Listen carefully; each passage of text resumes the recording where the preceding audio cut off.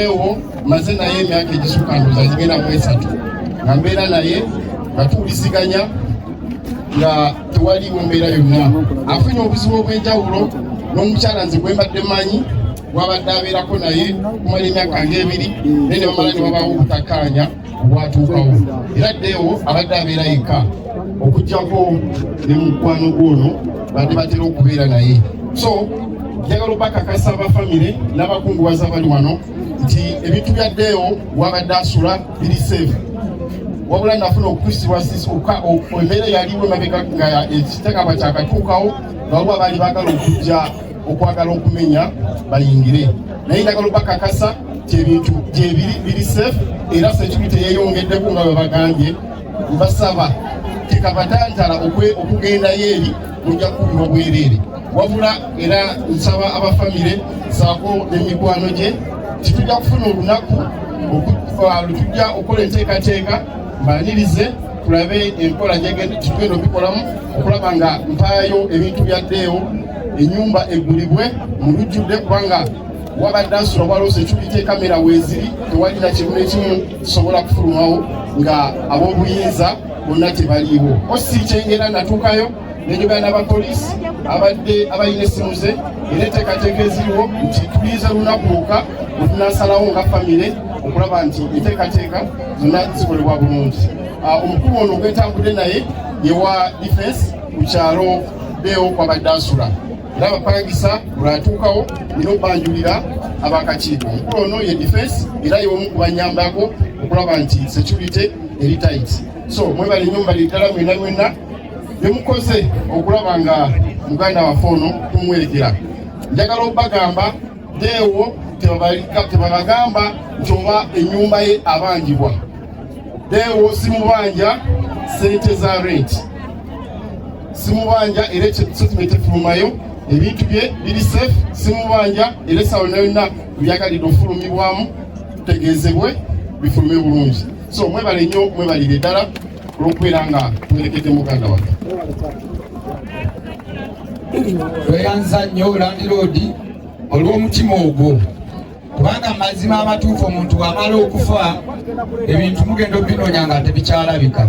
Nsaba mukulu wange sewante mukasa wooli jangu ffe famire tuveewo omulundi gumu kubanga bakuyise naye nga toliiwo. Oba oli kumpi jangu tuveewo omulundi gumu.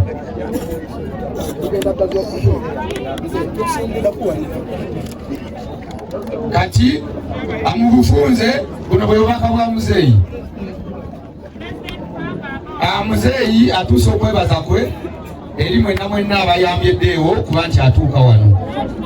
N'abeebaza mwenna buli alina kyakoze okuba ddeewo lwe yafudde. Mwebale nnyo mwebalire ddala. Talina bigambo bingi naye ekikulu kyakwebaza. Muzeeyi tayetu. Kakati ngenda kusaba bakyala bange n'abaana bange abaliwo kati abalese abaana baddeewo mujjeko wano abantu balabe ne ku bamulekwa. Era Mola Shamira ojja kwogera ku lw'abano kale mujje abaana mbaleete abakyaliwo abantu babalabe.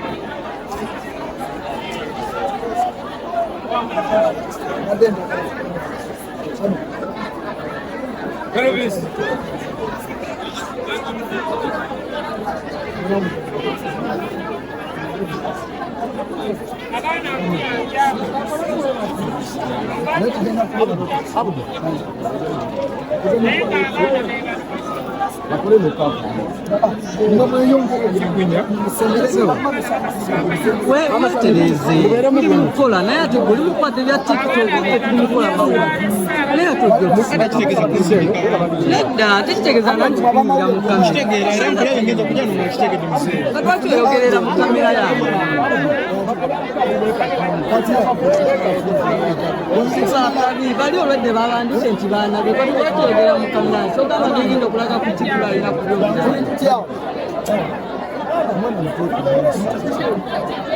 njagala baana okusinga abaana njagwa anti kutwaliwo abaana ab'omulimu ensinga okwagala maaso esofa nkyalimu kale mu bufunze abaana baddeewo bamulekwa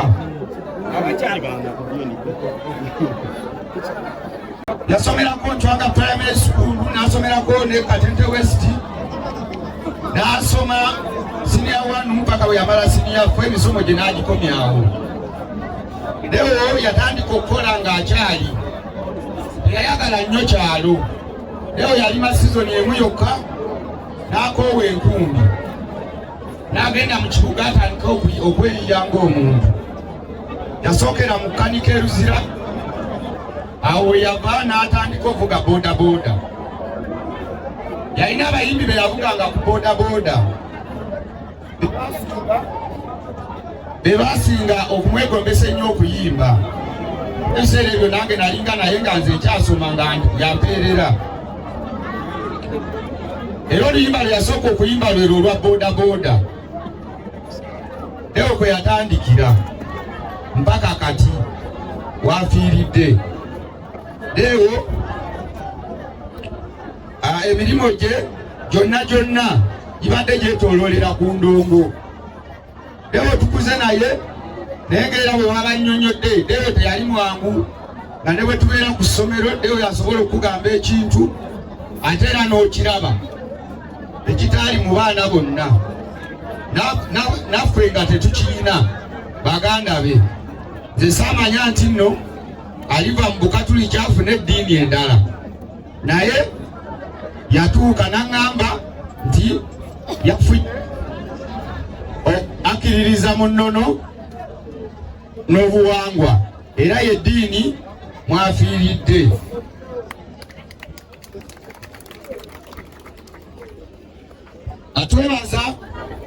Twebaza mwenna abatuyambye mu mazima amatuufu ku nfa ya Ddeewo. Ddeewo ono talwadde nga bwe mbadde mbannyonnyola bankubira essimu ssaawa 3 ku makya nga ngenda kulya kyankya ne baŋŋamba Ddeewo wama kituufu afudde. Ne mpakanya amawulire ago bwe nagawakanya ne nkuba ku ssimu ya Ddeewo yennyini. Bwe nagikubako yagikwata n'aŋŋamba nannyini ssimu eno ali Mulago. Ne mbuuza ali Mulago akolayo ki? N'aŋŋamba mufu atomedde emmotoka atomedde sinotwaka naye bamugyemu nga mufu. Essimu fe abagiina naye nayo tugijje wansi wa mmotoka. Awo entegeerera nti Ddeewo afudde. Ne nkubira ninayo mukulu wange e Kampala waali Dr. Mukasa Sewamu ne mmukubira ne mugamba noonyereza ekituufu oba Ddeewo afudde. N'alinnya mangu agenda okutuuka ku mmokyale nga waliwo mukulu wange ono Abudunyugunya nga yaliwo yekka. N'amugamba mazima amatuufu baby Ddeewo ye yakoze eki? Yafudde. Ne bankoofamika bulungi nga Ddeewo yafudde. Naye neebaza mwenna abatambuza mayiti ya Ddeewo okulaba nti ekomawo awaka. Kubanga ekyamazima mulwanye nnyo okulaba nti Ddeewo akomezebwawo. Neebaza mikwano gya Ddeewo gy'abadde atambula nagyo. Nze manyi Ddeewo buli kyabadde ayina. Ngenda kukwatagana ne bekikwatako tukizuule tulabe nga bitambula bulungi. So si kudda wano kugubagana mpawa nti oba kino oba kiri. Waddeewo temanya badde n'emikwano emituufu ekimuzimba so si kumwavuwaza. N'olwekyo Ddeewo alese abaana bato ate n'abaana balese amazima amatuufu sinnabamanya muwendo. Era olumbe lwa Ddeewo tetulwabirizzaawo kubanga tetunnaba kumanya baana batuufu bayina ate era nga n'ebintu bye tetunnaba kubifuna bulungi wabula nebaza Landlord ewo wabadde asula sewo mukulu oba oli kumpi jangu okowa Landlord oyo ajjeko wano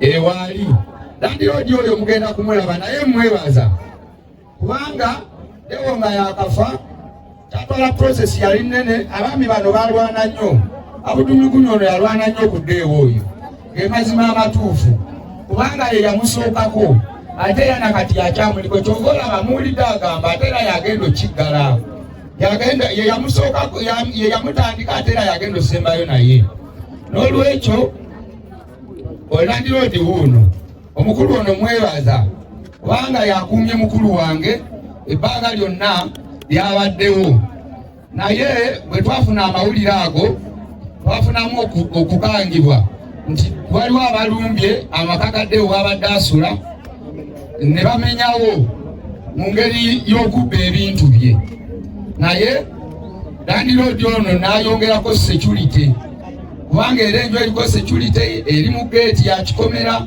ate eriko basikaali naye n'ayongerako ku mulyango kwennyini kwe yateeka ow'emmundu kale bwe simwebaza mba nkoze ensobi kababuuzeeko